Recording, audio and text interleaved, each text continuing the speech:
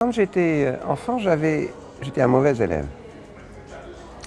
J'étais un mauvais élève parce que j'avais peur de ne pas savoir répondre aux questions que me poseraient les adultes.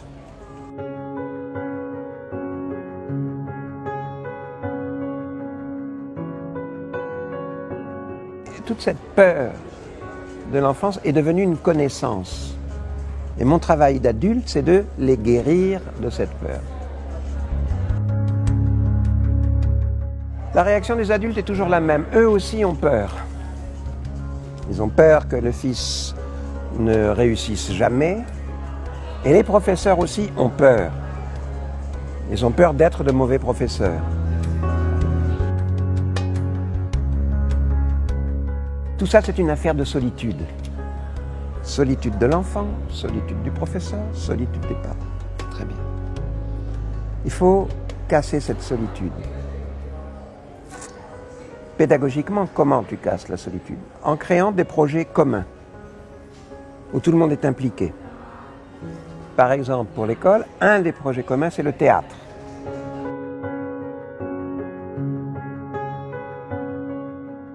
Alors que je mentais beaucoup à un professeur de français, parce que je ne faisais pas les devoirs et j'apprenais pas les leçons, il m'a dit, c'est bien, tu as beaucoup d'imagination, c'est bien. Maintenant, au lieu d'utiliser ton imagination à fabriquer du mensonge, écris-moi un roman. Donne-moi 10 pages par semaine. Je ne te donne plus de rédaction à faire, je ne te donne plus de leçons à prendre. Tu fais juste ce roman pour moi, 10 pages par semaine. Et ça m'a sauvé, ça.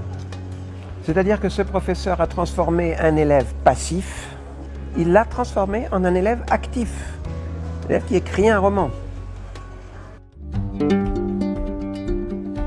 Les jeunes aujourd'hui, les enfants, tout petits, déjà dans le berceau, sont considérés par la société de consommation comme des clients, qui sont des publicités pour les pousser à consommer des tablettes, à consommer des portables, à consommer des vêtements, à consommer. Et ça, c'est leur culture. C'est la culture quotidienne. Et ces enfants arrivent à l'école. Et ils vont se conduire vis-à-vis du professeur comme des petits consommateurs. Moi, professeur, je ne m'adresse pas à tes désirs, je m'adresse à tes besoins fondamentaux. Le besoin d'apprendre à lire, le besoin d'apprendre à compter, le besoin d'apprendre à penser, à réfléchir. La plupart de ces besoins sont antinomiques avec tes désirs.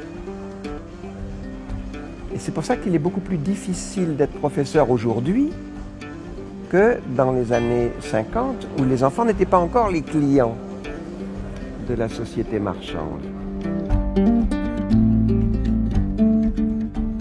Et le problème, c'est que l'enfant, tout petit, dans son berceau, lui, il va croire que son désir est un besoin fondamental.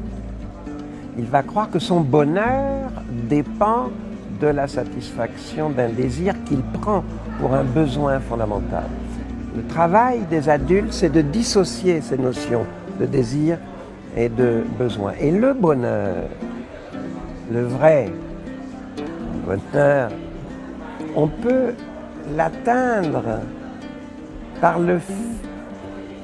en apprenant à comprendre. C'est ça qui rend heureux. Quand je comprends les choses, tout d'un coup je comprends. Je comprends que la publicité est mensongère. Je comprends que la compréhension est une bonne source de bonheur véritable. Je pense qu'on ne peut pas se défausser de ses propres responsabilités sur une institution. Il faut d'abord que je sois, moi, en tant que parent, que je me sente responsable de mon comportement face à mes enfants. Qu'est-ce qui fait l'éducation des enfants? C'est l'exemple.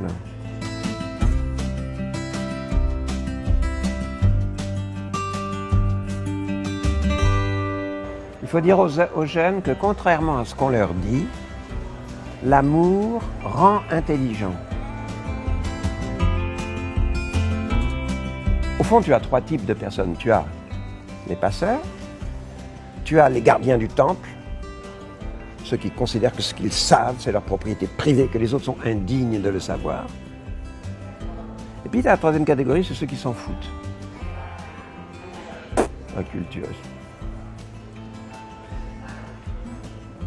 Donc, le passeur, c'est celui qui prend en considération sa propre culture et qui sait que ça ne lui appartient pas, que ça peut faire le bonheur des autres. Si je t'emmène voir ce soir un film que j'ai adoré, tu vas être heureuse si toi aussi tu l'adores. C'est ça, déjà, être passeur. Mes enfants, c'est très simple. Ce que vous savez, ce que tu sais, ne t'appartient pas. Ce n'est pas ta propriété privée. Elle ne fait que passer à travers vous. Et une de votre raison d'être sur Terre, c'est de partager ça. Arrête d'avoir peur, sois curieux. Sois curieux. La curiosité est un bon remède contre la peur. Sois curieux, ouvre-toi, sois curieux, sois curieux. Oh oui, mais moi, la réalité me fait peur. La réalité te fait peur. Fais comme Juan, photographie-la. Je suis nul en anglais. Je suis nul en anglais. Prends un petit ami anglais. Tu vas voir, tu vas faire des progrès. Ça va t'ouvrir. Ouvre, ouvre, ouvre. Sois curieux. Ne te referme pas.